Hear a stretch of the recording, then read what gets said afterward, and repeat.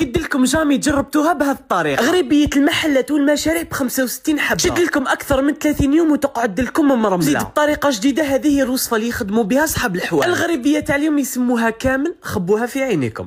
نحتاجوا 500 غرام تاع السمن يكون طري، يعني بدرجه حراره الغرفه، وبنفس الكيله نديروا سكر كلاصي، مع 500 غرام تاع سكر كلاصي مع 2 معالق زبده ولا مارغرين، نخلطوهم مليح بالروبو، ترجع لكم كيما لا كريم او بور، يعني ترجع نفسها كيما كريمه الزبده. نضيف عليها رطل كيف ما يعادل 500 غرام تاع الزيت، يعني راهو ماركيو راهي الكميه نفسها، والزيت هذيك ارموها تدريجيا. بعد ما تخلط مليح نضيفوا عليها كيلو تاع الفارينه، عندي ساشيه ونص خميره الحلويات، ونضيفوا بيان سور لافاني.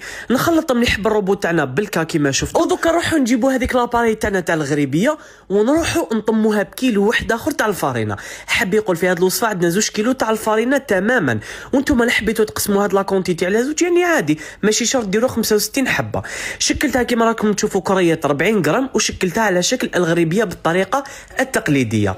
هنا واش درت، رحت جبت القرفه من الفوق كيما شفتوا، وطيبتها على 160 درجه لمده 40 دقيقه. وعلى بالي كامل الروبو تاع اليوم لعب في عينيكم من عند لا مارك إليت اللي يعتبر منتوج جزائري، وزيد صح كاليتي. والحاجه المليحه فيه 3 زوبسيون، روبو وعندكم ميكسور وزيت اشوار. شوفوا هذيك اللي ترحي اللحم، واش نحكي لكم، سورتو كي راهو ليك دوكا الحق العيد، والناس اللي تحب العصائر زيدوا الروبو هذاك من هذاك لا كاليتي الثقيله، وهذاك الزجاج المليح. هذا الروبو اون فوا بور توت، وزيد راهو ليك متوفر في جميع المحلات.